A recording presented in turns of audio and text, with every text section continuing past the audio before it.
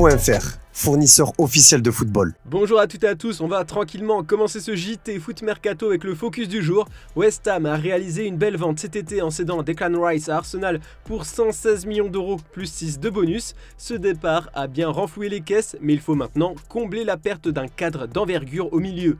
Pour remplacer cette star, les Hammers multiplient les pistes, surtout en Première Ligue. Les dirigeants du club anglais ont ciblé Joao Palhinha de Fulham. Les Cottagers souhaiteraient obtenir 100 millions d'euros pour son joueur portugais. Néanmoins, West Ham espère arracher Palhinha à Craven Cottage pour beaucoup moins que ça et envisagerait d'aligner environ 46 millions d'euros. Les dirigeants des deux clubs sont d'ailleurs en pourparlers pour faire avancer ce dossier. Et d'après le média britannique Sky Sport, West Ham a débuté des discussions avec Manchester United pour deux joueurs, Harry Maguire et le milieu Scott McTominay. Il faudrait dépenser au moins 50 millions d'euros pour s'offrir l'Écossais, un chiffre trop élevé pour West Ham qui fera une offre bien inférieure. Puis d'après la BBC, Chelsea a rejeté une première offre de West Ham pour Conor Gallagher.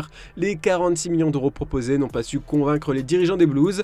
Ils pourraient changer d'avis en cas d'offre plus conséquente. La meilleure affaire pour l'instant sur le papier se nomme Denis Zakaria. Le milieu de terrain de la Juventus prêté du côté de Chelsea la saison dernière plaît beaucoup à David Moyes selon la presse britannique. La Juve pourrait le laisser filer pour un peu moins de 30 millions d'euros. Du coup, West Ham regarde un peu hors de son championnat. Le club de Première Ligue aurait pris contact avec la direction de l'Ajax Amsterdam pour Edson Alvarez selon The Athletic. Une offre serait sur le point d'être soumise alors que les Ajacides demanderaient au moins 55 millions d'euros pour le milieu mexicain. Le gros nom pisté par les Hammers se trouve en Bundesliga. Selon les indiscrétions de Sky Sport parues en début de semaine, les Hammers suivent de très près la situation de Leon Goretzka.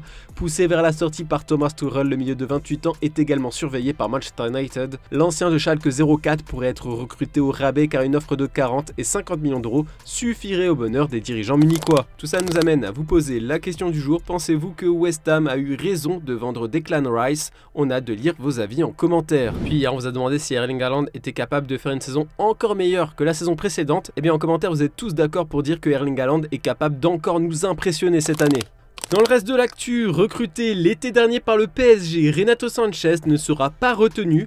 Outre l'AS Roma, un autre club est intéressé. Il Messaggero explique que le FC Barcelone est également intéressé à l'idée de récupérer Renato Sanchez, une information surprenante puisqu'il ne correspond pas au profil des joueurs ciblés. Lancé dans un bras de fer avec le Paris Saint-Germain, Kylian Mbappé ne compte pas se laisser faire. Hier, l'équipe a expliqué que le capitaine des Bleus et ses proches préparent leur riposte. Ils étudient les possibles façons de répliquer si jamais la situation venait à perdurer au-delà du mercato. La Gazzetta dello Sport rapporte ce matin que le footballeur de 24 ans peut faire appel à la commission juridique de la Ligue pour être réintégré si le PSG continue de le mettre à l'écart après la fin du mercato. Il peut aussi traîner son club en justice et saisir le Conseil des prud'hommes afin d'obtenir la résiliation de son contrat. Ce serait une procédure longue et contraignante, mais il aurait toutes les chances de l'emporter, comme l'a expliqué à AS Mattia Grassani, un avocat expert en droit du sport qui collabore avec des clubs de Serie A.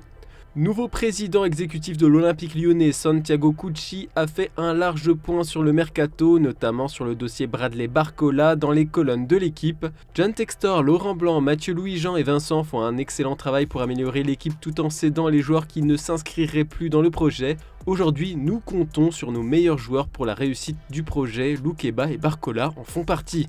Bientôt la fin du calvaire pour ce show, menacé de déposer le bilan en raison de gros problèmes financiers et rétrogradé administrativement par la DNCG. Le FC Sochaux-Montbéliard était promis à une longue et douloureuse descente aux enfers. Or, selon les informations de France Bleu Belfort-Montbéliard, l'actionnaire chinois est tombé d'accord avec Romain Peugeot, petit-fils du fondateur du club sochalien, pour le rachat du club. Au club depuis 2017, André Girotto va quitter Nantes et devrait prendre la direction de l'Arabie Saoudite, comme le mentionne l'équipe.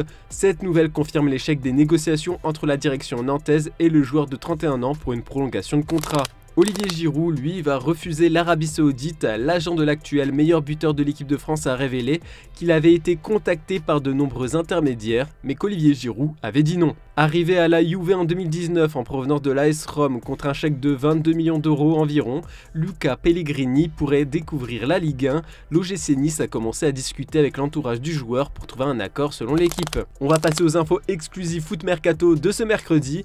Après avoir enregistré l'arrivée de Samuel Umtiti dernièrement, dernièrement, Lille compte bien réussir à enrôler Keito Nakamura, le jeune joueur japonais en provenance du Linzer ASK. Les dirigeants de l'équipe lilloise sont même en pole position dans ce dossier malgré l'intérêt de Francfort et Liverpool. À 28 ans, Mbaye Niang a déjà pas mal bourlingué, libre de tout contrat, il pourrait bien découvrir une nouvelle destination cet été. Selon nos informations, Atta Club est très intéressé par son profil, le club émirati étant pour parler avec le joueur qui a d'ailleurs une offre entre les mains. Comme nous vous le révélions le mois dernier en exclusivité, la Lazio Rome de Maurizio Sarri continue de préparer l'avenir sur ses lignes offensives, à l'heure où de nombreuses rumeurs de départ gravitent autour de l'attaquant capitaine italien Ciro Immobile. L'objectif principal de ce mercato d'été était de verrouiller les arrivées de Valentin Castellanos et Marcos Leonardo.